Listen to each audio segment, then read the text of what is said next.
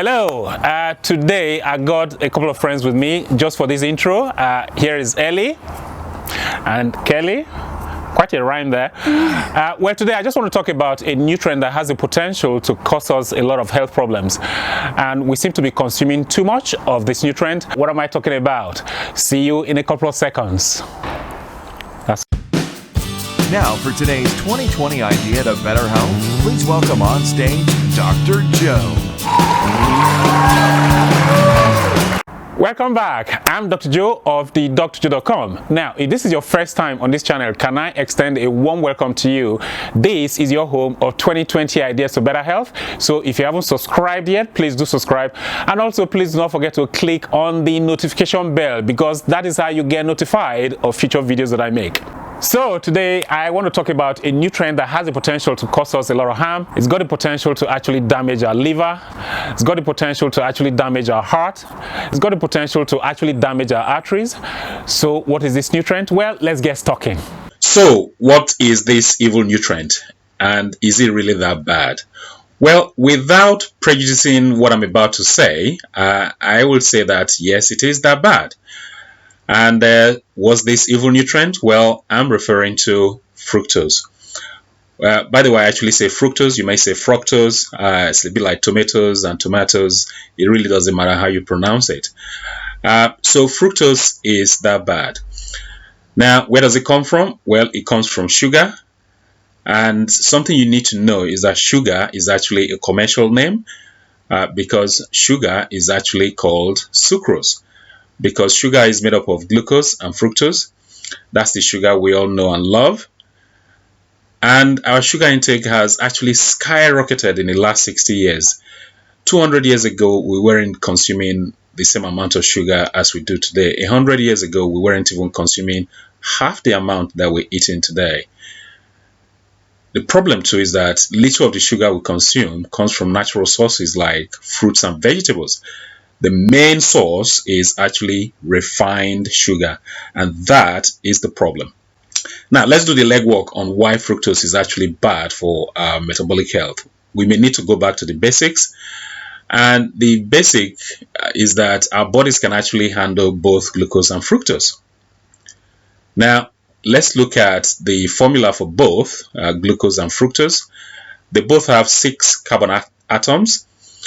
But the essential difference is the first carbon atom with fructose there, as you can see there.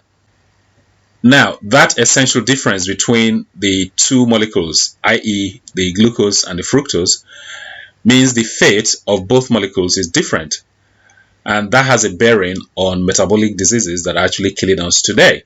The truth is that glucose is universally used by all the cells in our body. And it can also laze around in the bloodstream. So it's good that all cells will accept glucose when it comes knocking, so long as you are insulin sensitive. But even if the cells don't accept it, the glucose can still laze around in our bloodstream, which usually results in high blood sugar levels. The problem is that fructose has only one destination. Unlike glucose, which is acceptable to all cells, fructose can only be accepted by the liver. That is the only organ that can actually utilize fructose. Are you beginning to see the problem there? The fact that the liver is the only organ that can actually utilize fructose means it can easily become overwhelmed with the supply if we consume more than we need. One organ, one nutrient is a recipe for problems. And that is why we're actually sick today. Now, the bowel knows that fructose is trouble with a capital T, so it tries to help. And what does it do? The bowel tries to convert some of the fructose to glucose before it gets absorbed. But the bowel can only do so much. That means the liver will have to deal with the excess load of fructose that gets absorbed. And therein lies the problem.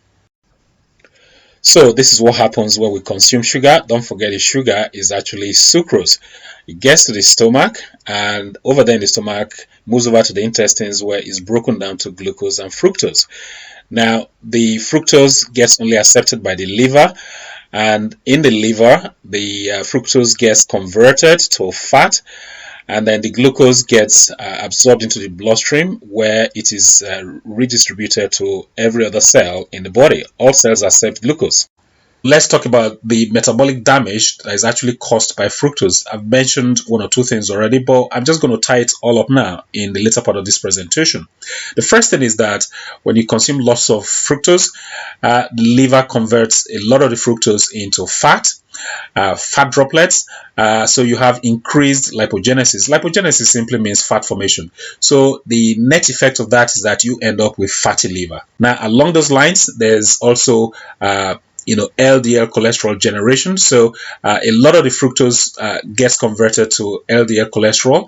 This is a bad cholesterol that you don't want. And it doesn't stop there. You also end up with increased VLDL cholesterol. This is the lipoprotein that actually carries the triglycerides. This one, along with the bad cholesterol, they are really, really bad for your health. So if you want to actually reduce your triglycerides, if you want to reduce your bad cholesterol, the LDL cholesterol, then you have to reduce your fructose consumption. Because if you eat a lot of fructose, then the liver is going to generate lots more LDL cholesterol and VLDL cholesterol. This is the one that carries the triglycerides. Next is that the fructose overload actually reduces the liver's insulin sensitivity. This is really, really bad news for your health as well, because there are two cells that take up a lot of glucose from the circulation, the liver cells as well as the muscle cells. So if you block one of these, then you're going to have a backflow into the circulation. So high fructose consumption reduces liver insulin sensitivity. This isn't good. Next is that, just to make things worse, the fructose actually increases the liver's glucose production. So not only is the fructose blocking glucose uptake by the liver cells, it's actually encouraging the liver to make more glucose. Now, this is really bad, because what happens is you end up with impaired glucose tolerance. This is going to reflect as increased fasting blood glucose. So when you consume lots of fructose, a cascade of events is set up, and one of the things that happens is you end up with increase in fasting blood glucose. And what else? Well, insulin resistance, which ultimately leads to prediabetes and type 2 diabetes. So high fructose consumption leads to insulin resistance, which ultimately will result in prediabetes and type 2 diabetes. And if you check your fasting insulin levels, they're going to be high. So this is another bad outcome from consuming too much fructose in your diet. What else? Well, then of course you're going to have hyperinsulinemia, which simply means increased insulin levels. So what else happens? Then with the high insulin levels, you're going to end up with high blood pressure. Now, do you remember when I said this? So today's topic is about insulin resistance and high blood pressure, and I cannot believe I've not spoken to you about this before, because this is so important. In fact, what we call essential hypertension, some people feel we should stop calling it essential hypertension, because essential hypertension means hypertension of unknown cause, and some people now believe that actually what we call essential hypertension is actually due to insulin resistance, because of the close relationship between insulin resistance and high blood pressure.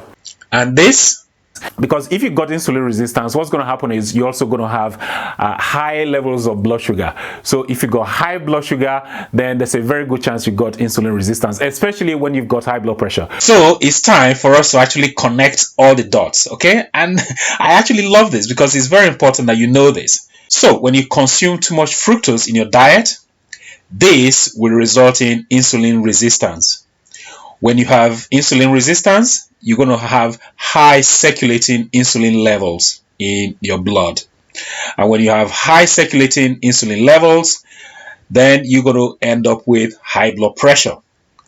And all of that is resulting from the fact that you have generated for yourself fatty liver from consuming too much fructose. Can you now see the close relationship between high blood pressure and insulin resistance?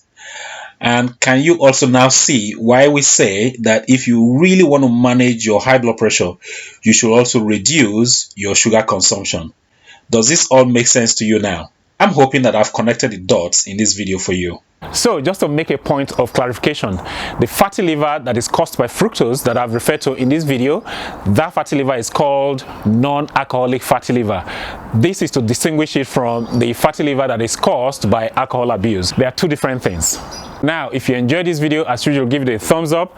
Please share this video with your friends, your family and colleagues. If you haven't subscribed yet, please do subscribe. If you've got any questions, please leave your comments down below. As usual, I think that's about it. Until next time, well, this is Dr. Joe signing out.